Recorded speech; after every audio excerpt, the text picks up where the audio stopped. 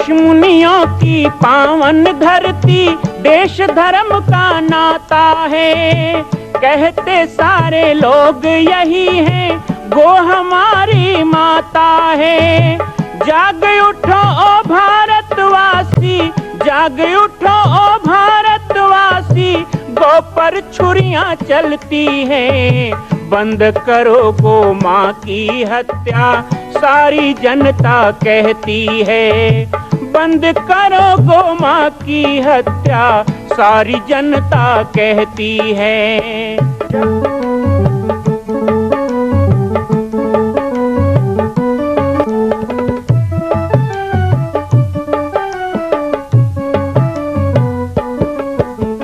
जगह जगह पर बूचड़ खाना, लाखों गौएं कटती हैं।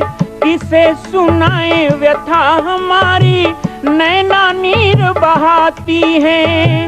रक्षा करना गौ माता की, रक्षा करना गौ माता की, गीता ज्ञान सिखाती है। बंद करो गो माँ की हत्या, सारी जनता कहती है। बंद करो गो माँ की हत्या, सारी जनता कहती है।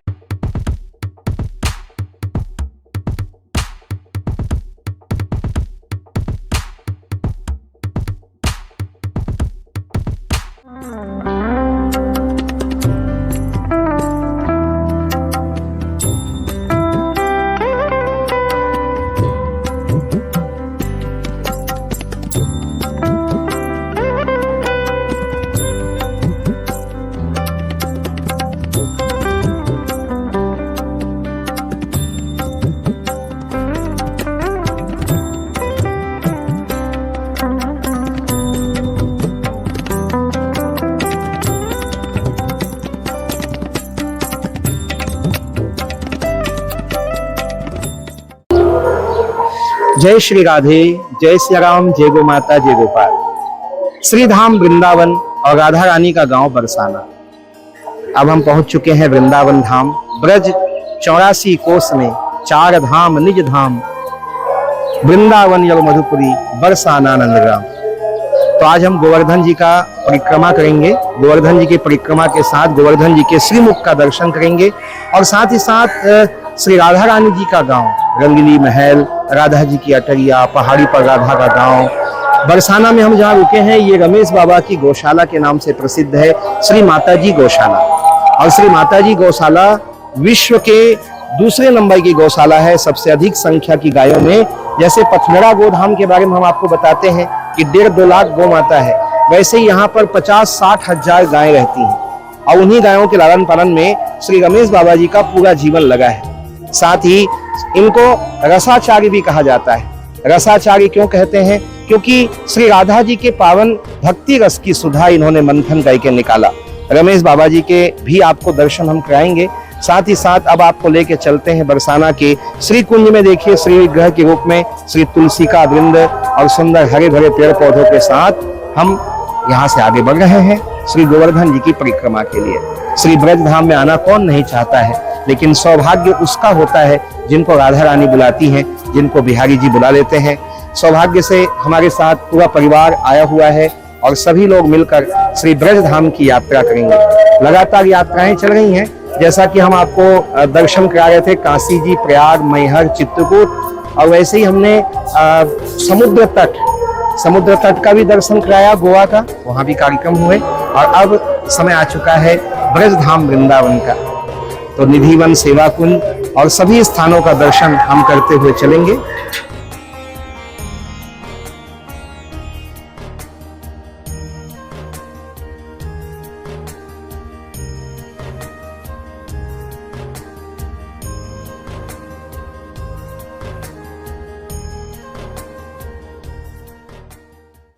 अभी हम पहुंचे हैं सिद्ध बाबा नीमिया बाबा के आश्रम। निम्बार्क संप्रदाय के अंतर्गत नीमिया बाबा का बड़ा स्थान है। श्री हित वल्लभ हरि व्यास परंपरा में और श्री जी महाराज की परंपरा में नीमिया बाबा का भी बड़ा दिव्य स्थान है। इनकी यहाँ समाधि है और नीमिया बाबा की बाकी कथा आपको हम बताएंगे।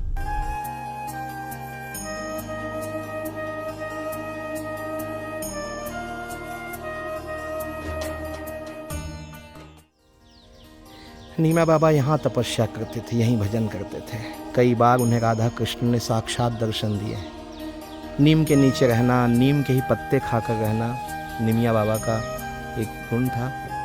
तपस्थली पर सूर्यास्त के समय दिवा भोजी यति स्वरूप में समागत जगत सृष्टा पितामह ब्रह्मा की कोटि सूर्य संप्रभ चंद्र सुदर्शन का आवाहन कर नीम वृक्ष पर साक्षात सूर्य का दर्शन उन्होंने कराया, उन्होंने भगवत प्रसाद कराया। ये वही ऐतिहासिक स्थल है जिसे निम्बे अर्क यस्य स निम्बार्कः, निम्ब वृक्ष पर सूर्य के दर्शन कराने का नीमानंद से निम्बार्काचार्य से विख्यात हुए। भगवान निम्बार्काचार्य जी की पावन कथा में नीम गांव का बहुत बड़ा वर्णन है। नीम गांव में सूर्य का साक्षात दर्शन नीम के पेड़ पे उन्होंने कराया था भगवत स्वरूप रूप में, तो वो वही स्थान है। और तब से लेकर अब तक नीम की वंशावली चल रही है, पवित्र स्थान पे नीम रहता ही है। ये वही पवित्र स्थान है, पवित्र वृक्ष है। 1998 में मुझे यहाँ आने का अवसर मिला था, तब इस तरह से समाधि का निर्माण नहीं था और उस समय भी हमने यहाँ पर नीम का पेड़ देखा था। अब वो नीम का पेड़ अभी मुझे दिखाई नहीं दे रहा है, लेकिन उसी स्थान पर दूसरा नीम का पेड़ जरूर आएगा।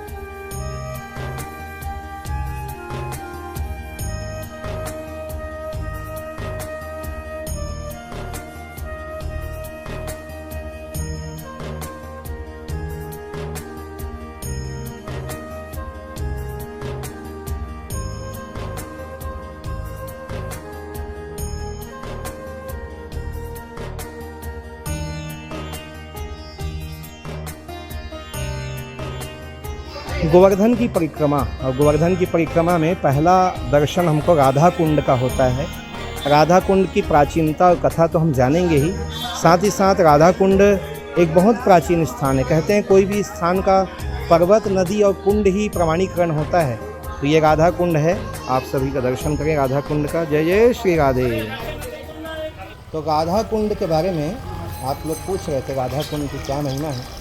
तो राधा कुंड का हम लोगों ने दर्शन किया। राधा कुंड में ऐसी कथा आती है कि भगवान कृष्ण ने जब वत्स रूप में, बछड़े के रूप में अविष्टासुर आया तो उसका वध किया, है ना।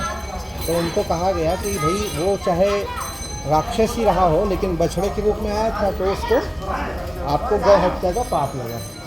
तो ये भगवान कृष्ण ने अपने बंसी से इस राधा कुंड को उत्पत्ति किया था। और भगवान कृष्ण के द्वारा निर्मित इस राधा कुंड में कंगन कुंड भी है। कंगन कुंड, राधा कुंड कृष्ण जी और राधा के प्रतीक के रूप में दोनों कुंड को माना जाता है। और यहाँ स्नान करने से कहते हैं कि जिस दंपति को पुत्र ना हो उसे पुत्र रत्न की प्राप्ति भी होती है।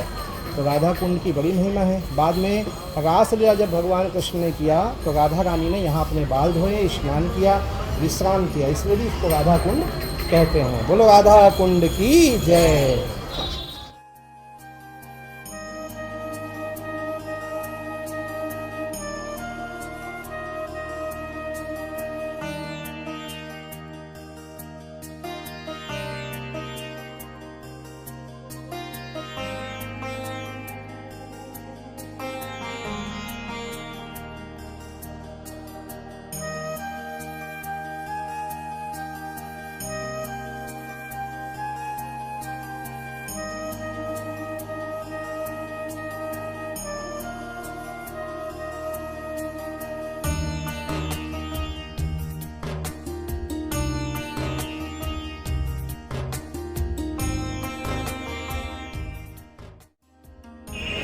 मानसी गंगा हम पहुंच चुके हैं। मानसी गंगा गिरिराज मुकुट मुखारविंद का दर्शन यहाँ होता है।